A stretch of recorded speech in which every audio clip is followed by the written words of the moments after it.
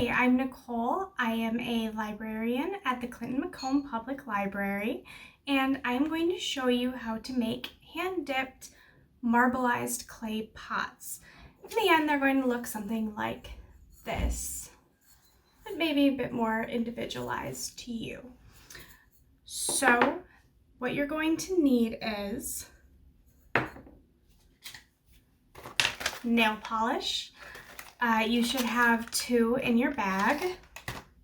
You should have one of these foam brushes, which are very soft until they touch nail polish, so be careful. You should have 1 clay pot and a cup full of paint. Now, I did not fill this cup full of paint before starting the video, so we're just gonna go ahead and do that right now. It should have just enough paint in there to be able to dip the pot into. So you will also need some kind of like Ziploc or plastic container, something that you don't mind getting messed up, because as you can see, when I made that other blue pot, this is what happened. It has been soaking in my sink for about a week with paint cleaner in it. These are not going to come off, so you want to use something that you do not care about. We're going to go ahead and get started. Now, there's 2 different ways that we can do this, so you choose. You can do whichever one you want. I'm going to do both ways on 2 different pots. This one's a little messy because it was one of my little reject pots, but I'm gonna use it anyway, okay? You might wanna I have a piece of newspaper, you have your paper bag that your items came in, so you can go ahead and use those. I'm gonna start off by dipping the paint. So we take our pot, just go like this, a little bit of a coating there. I think this is beautiful, okay? There is something about the white against the clay that I love. So for this one, I'm just gonna leave it out and not do anything with it. We're gonna set it down. Now for the next one, I'm gonna do this one because it's all messy, so I can just cover that up. So again, I'm gonna dip it, except we have basically the same thing, except instead of keeping it that way, we are just going to brush that paint down. So we're just going to bring it down. We're going to get all over our hands, but don't worry, it is Crayola washable. In fact, if you don't like the way your white is turning out, you can wash it before we get any of the nail polish on and just give it another go. But why bother, right? I figure crafts don't have to be that super well done or you know, I don't think you have to have any talent at them. Crafts should be fun. And that's what we're gonna do. We're just gonna have a little bit of fun. Bring all that white down. It should cover your whole pot, and you're gonna be able to see through it, but that's okay because we'll be whitewashing it later, and that's gonna cover the rest of the spots. So there you go. 2 options, fully painted or just dipped. We're gonna let these sit out maybe about 10 minutes and just let them dry. We could also get out a hair dryer, but I am going to take this time to do some chores around the house. So I'll be back in just a moment. And we're back. Okay, so I have filled this container with some water, about enough to cover the entire pot. This one is completely dry. This one is almost dry. I wouldn't touch it, but luckily this one we can hold it by the top, so we don't really have as much of an issue with that one. We're going to take the paint that is remaining in our cup and we're going to put it in the water and use the brush to sort of swirl it around a bit, make sure that it dissolves in the water.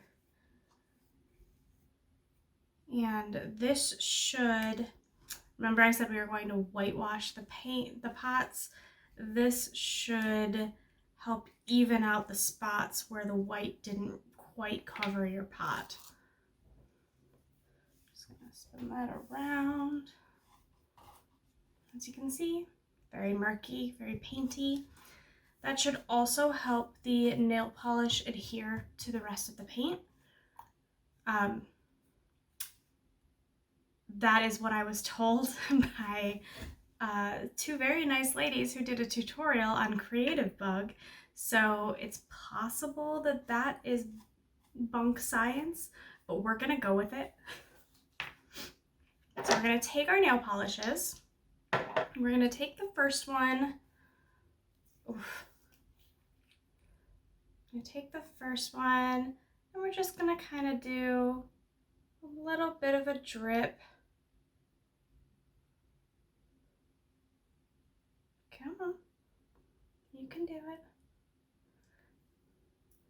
Okay, we're gonna do a lot of a drip to get it out there.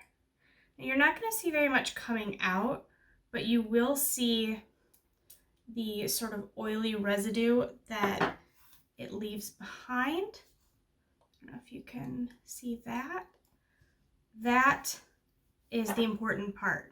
So don't worry too much about trying to get a whole lot out. It's actually better if we just get, just enough. We're going to add our second color. Just get a little bit of that in there. I've seen people say that you should swirl it around with like a pen or a paintbrush or something, but it's actually like doing it like this is creating the swirl. So that's the pattern you're gonna have. So don't worry about swirling it around. Particularly these nail polishes, this technique works best with some really, really, really cheap nail polish. This would take forever to get off of anything that it touches. So please don't just be sticking stuff in this because that's not going to be fun. So what we're going to do is stick something in this. Okay, so what we're going to do, I'm going to hold this up a little bit just so we can see. I'm going to come at this on an angle. I just dip it slowly but consistently. And there we go. It's quite marbled on this side. Now there's a little bit left in there, so I'm going to go back in with it and get the side that I didn't get. Just pick it all up. A little bit more.